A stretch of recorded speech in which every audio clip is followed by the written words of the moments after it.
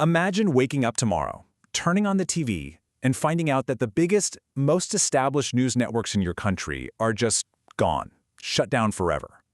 Well, according to the source material we're looking at today, that nightmare scenario is already unfolding. We're talking about claims that major South Korean legacy media giants, places like JTBC and Jungbub, are facing severe financial ruin, and that heavyweights like MBC are allegedly standing right on the brink of collapse. For decades, these guys were the untouchable titans of information. So what on earth happened? Right, why are these massive established media companies failing so spectacularly all of a sudden? It's a question that really forces us to look under the hood of modern society.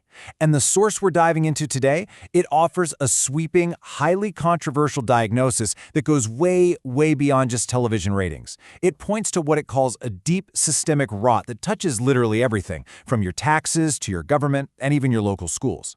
Welcome to The Explainer. Today we're unpacking a highly provocative perspective on South Korean society.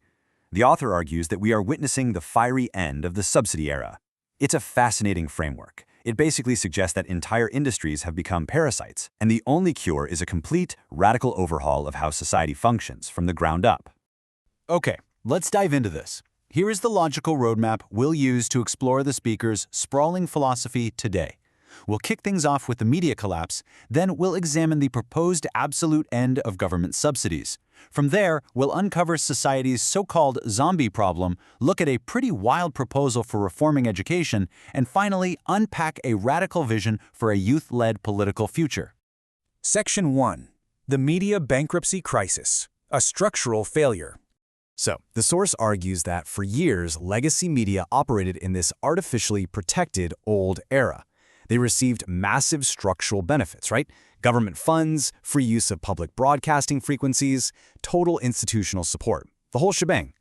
But instead of innovating with all those perks, the author claims they just engaged in heavily partisan broadcasting. Now, the new reality has hit. Production costs have absolutely skyrocketed, ratings have plummeted, and they simply lack the actual merit to survive in a fiercely competitive market. They were propped up for years, and now those props are snapping. And here's the real kicker: the public has noticed. The text asserts that public sentiment has fiercely turned against these networks. The prevailing attitude out there is a resounding, "do not bail them out with our tax money." According to this argument, the era of too big to fail media is officially dead. The public is just flat out refusing to foot the bill for partisan organizations that can't sustain themselves. Which brings us to Section 2, the end of subsidies, a new economic reality. The core philosophy being presented here is remarkably blunt. The author is saying that the era of the government nurturing and supporting organizations with your tax dollars is over. Done. The logic is brutal, but it's simple. If you're doing your job well and creating value, you'll naturally generate your own economy. You won't need tax money. But if you're failing, well, that means society doesn't value your output, and therefore you absolutely shouldn't be saved by the taxpayer. Moving right along to Section 3, Society's Zombie Problem. Now, what's really interesting about this concept is that we aren't talking about literal monsters chasing you down the street. In this context, a zombie is a financial parasite. The source defines it as any organization, business, or individual that survives solely by draining taxpayer money and government subsidies, rather than standing on its own 2 feet through merit and innovation. And the source takes absolutely no prisoners when identifying who these zombies are. It's a wildly diverse lineup. We're talking about legacy broadcasters, universities, religious organizations, small to medium enterprises, existing political parties, and even overfunded PhDs who, according to the text, produce zero real-world value. The argument is that they've all become completely addicted to government handouts. The author says if you cut off the funding, you'll see just how quickly the real innovators separate themselves from the zombies. So, how do you cure a zombie? Well, you force it to create value. Let's look back at the media as an example. The author contrasts the current media, which they claim only reports on destruction and societal decay, with an ideal media. In this ideal world, broadcasters wouldn't even need subsidies because they'd be busy researching why things are failing and presenting engaging, forward-thinking scenarios. If they provided actual blueprints for the future, the world, including you, would willingly pay for their content. That would generate independent revenue without a single cent of tax money.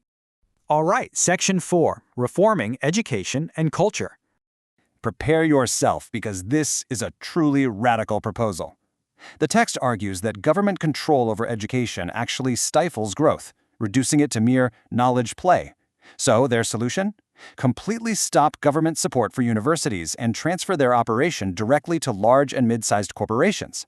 The theory here is that corporations are driven by efficiency, innovation, and practical outcomes, meaning they would run schools like competitive enterprises, forcing them to evolve rather than just stagnating on government life support. And the cultural sector gets the exact same tough love treatment. Creators are urged to completely cut the cord on government grants. Instead of creating niche projects just to secure a government check, creators must aim for true global cultural independence.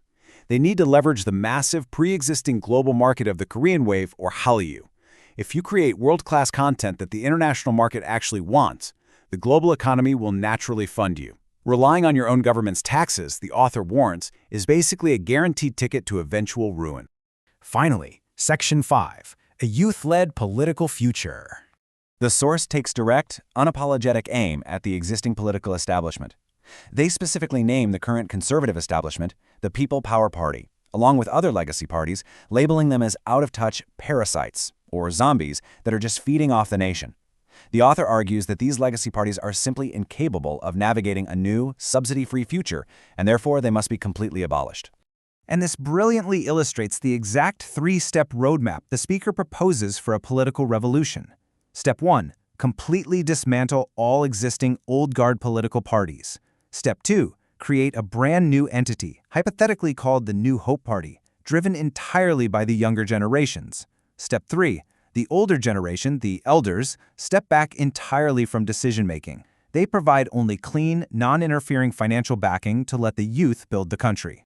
So the vision for this New Hope Party is an organization exclusively run by citizens in their 20s and 30s. The text points out a stark contrast.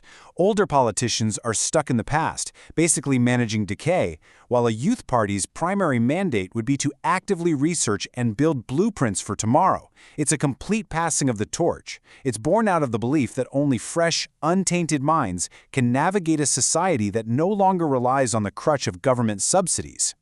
Which leaves us with this final, massive question based on today's explainer.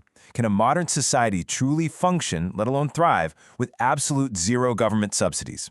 The source we analyzed today paints a vivid, extreme picture of a world where only the truly valuable survive, where zombie organizations are left to perish, and where the youth take total control of a self-sustaining future. It's a provocative, polarizing blueprint for sure. But whether you agree with it or find it terrifying, it definitely forces us to ask what true value actually looks like in our society today. Thanks for joining me on this deep dive, and keep questioning the world around you.